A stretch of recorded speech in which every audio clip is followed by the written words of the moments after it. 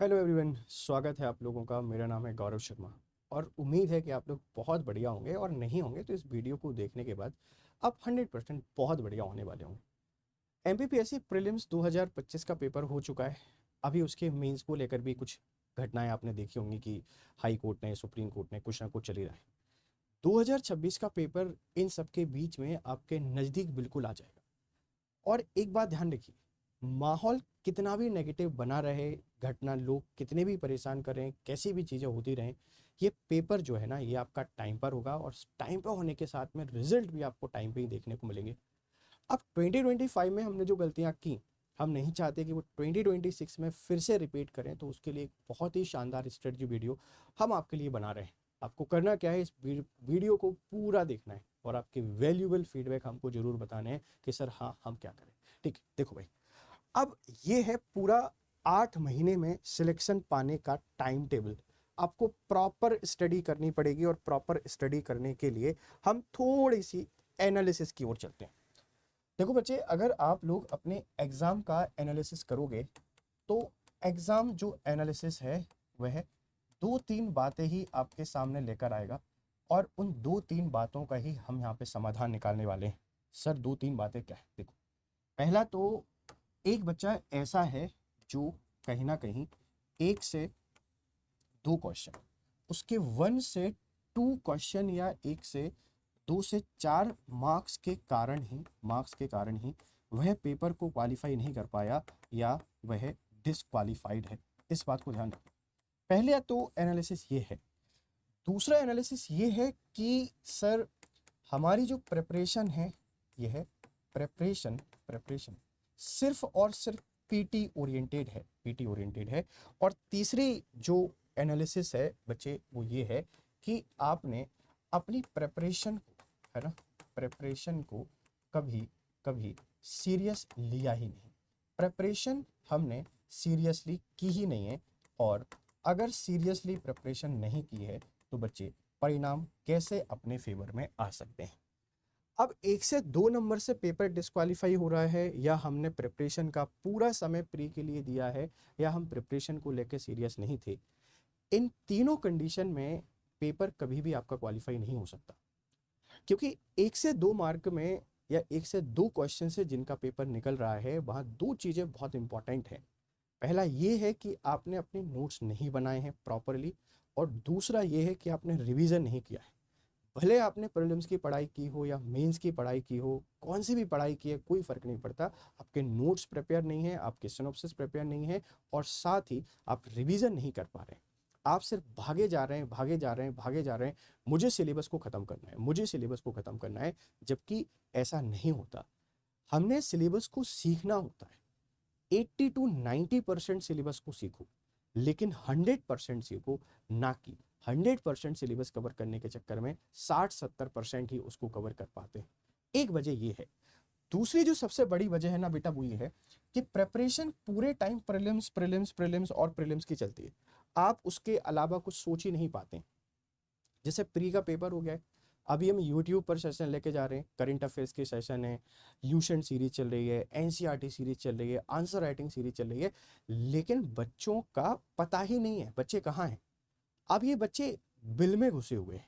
ये निकलेंगे कब? निकलेंगे जब पेपर की सुगंध आना शुरू हो जाएगी, नोटिफिकेशन आने वाला है, फिर ये अपने अस्त्र शस्त्रों को ढूंढेंगे। सर बस प्री क्वालिफाई करा दो, मेंस तो हम क्वालिफाई कर लेंगे, कोई दिक्कत नहीं है। और उस पूरी लड़ाई में 2-3 महीने खुद को परेशान करेंगे, डाइट खराब करेंगे, नींद खराब करेंगे, बहुत सारे एफर्ट्स लगाएंगे। ऐसा नहीं है कि एफर्ट्स नहीं लगाए, बहुत सारे एफर्ट्स लगाएंगे, लेकिन वो मुकाम नहीं मिल पाता है जो मुकाम हमको चाहिए।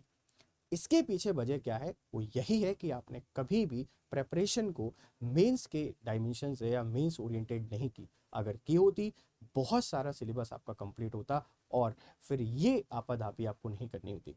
अगर सीरियस नहीं है तो भाई फिर कुछ नहीं हो सकता। सीरियस तो होना पड़ेगा। आप सोचो कि 2 महीने, 3 महीने, 4 महीने की पढ़ाई से आप एमपीपीएससी निकल जाए, बेटा वो तो पॉसिबल नहीं है। अब वो दिन गए, अब वो समय चला गया है, अब ऐसा नहीं होता है। अब आपको तैयारी करने के लिए सीरियस होना पड़ेगा। और सीरियस होने का मतलब क्या है कि you have to be regular. आपको रेगुलर पढ़ना पड़ेगा, रेगुलर। बरसाती मेंढक बन के काम नहीं चल सकता। आपको नोट्स बनाने पड़ेंगे, you have to make notes, answer writing practice आपने करनी पड़ेगी। और जो एक पॉजिटिव माइंडसेट है, इस पॉजिटिव माइंडसेट के साथ आपको आगे जाना पड़ेगा, नहीं तो कुछ नहीं हो पाएगा।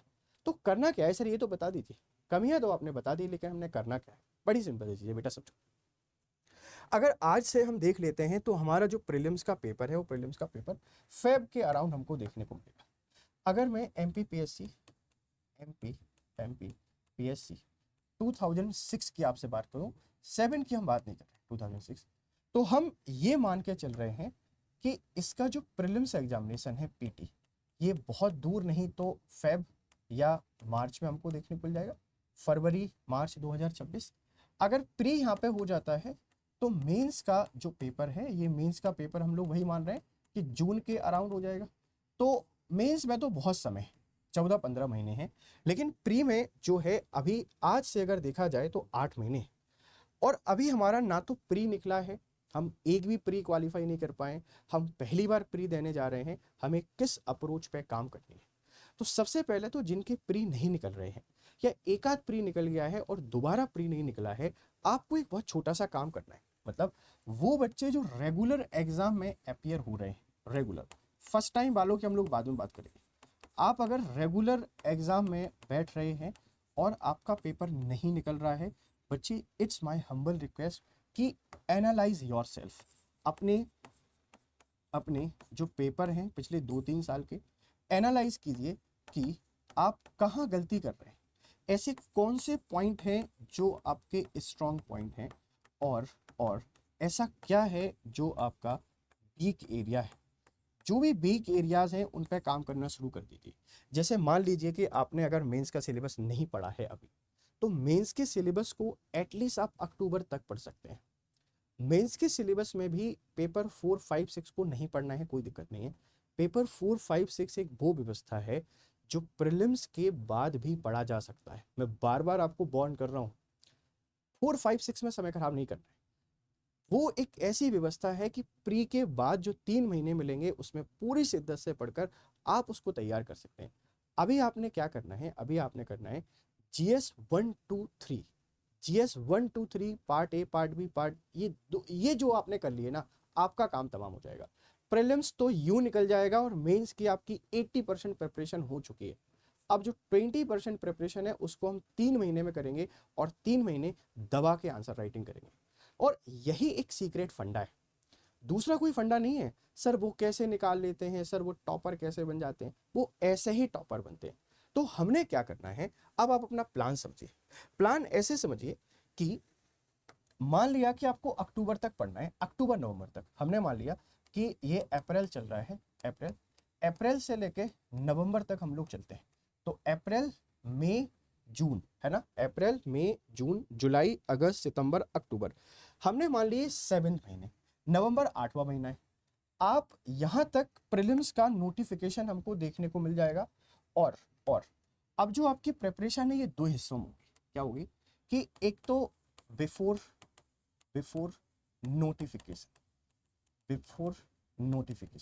नोटिफिकेशन आने के पहले आपकी प्रिपरेशन करनी है, और नोटिफिकेशन आने के बाद आफ्टर दी जो नोटिफिकेशन है, ये प्रिपरेशन कैसे होगी आफ्टर नोटिफिकेशन, वो कैसे करना है, और प्री के बाद क्या करना है, ये सारी चीजें हम लोग देखेंगे। देखो, अभी जो आप प्रिपरेशन कर रहे हैं, कोशिश कीजिए कि पेपर 1, 2, 3, है ना, पेपर 1, 2, 3, इस पेपर 1, 2, 3 को हम इस ड्यूरेशन में कंप्लीट कर लें।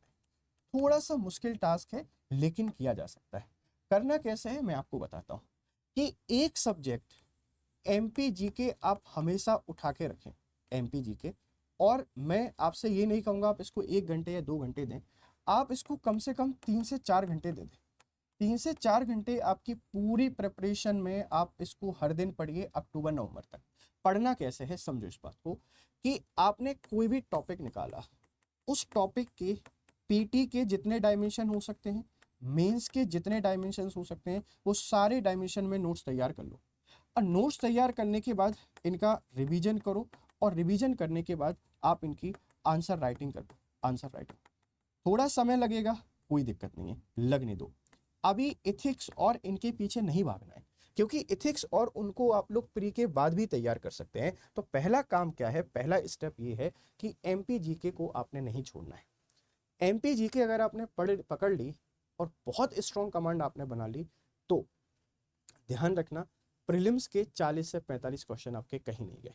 इसी के साथ में सुबह का 1 घंटा आई वांट कि आप मुझे डीसीए के लिए दें, क्योंकि हम जो डीसीए आपसे डिस्कस कर रहे हैं, उस डीसीए का फायदा ये है कि पीटी के लगभग आपके सारे सब्जेक्ट कवर हो रहे हैं और साथ में मेंस की बहुत सारी चीजें आप लोग वहां से कवर कर रहे हैं।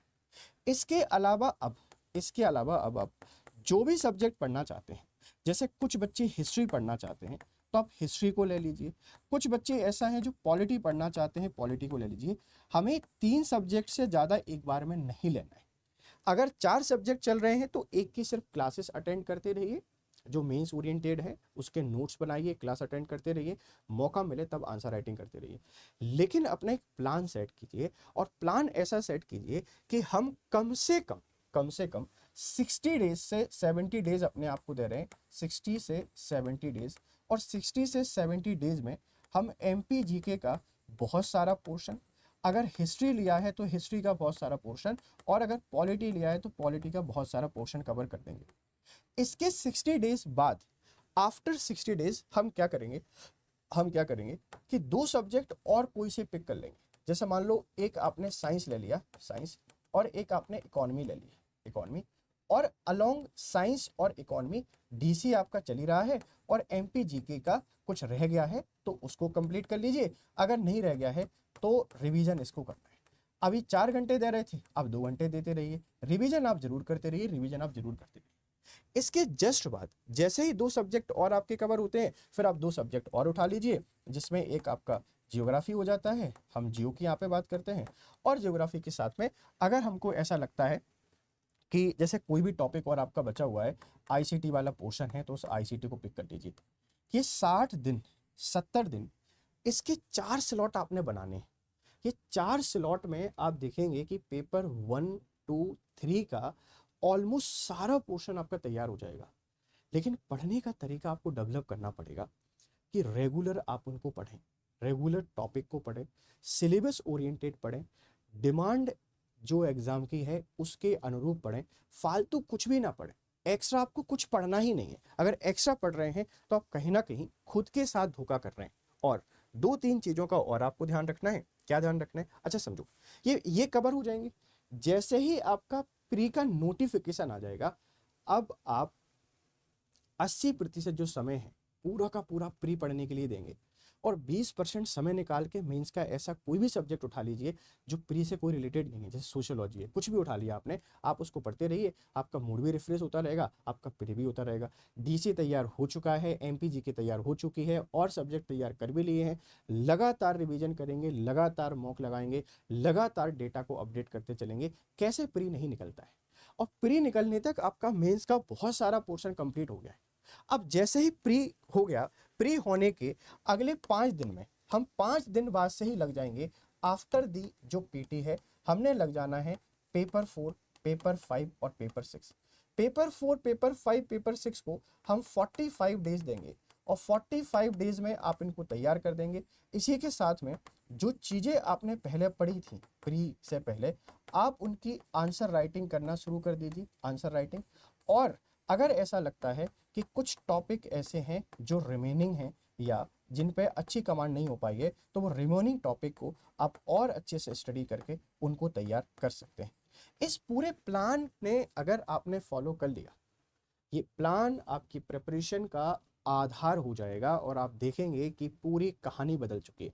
अब कुछ बातों का ध्यान रखना है, छोटी सी बातों का। कौन कौन सी बातें जरा देखिए। कुछ टिप्स हैं आप जिनको याद रखेंगे, और ये टिप्स बहुत इंपॉर्टेंट है। बच्चा अक्सर इनको याद नहीं रखता है। देखो, एक चीज तो सिलेबस आपके पास होना चाहिए, पूरा सिलेबस प्री और मेंस का हार्ड कॉपी में, सॉफ्ट कॉपी नहीं। आप इसको हार्ड कॉपी में रखिए, और इसका ऐसा एनालिसिस कर दीजिए कि कौन सा टॉपिक कहाँ पर है, कौन से कॉमन टॉपिक हैं, कौन से सेपरेट टॉपिक्स हैं, ये आपने करना है।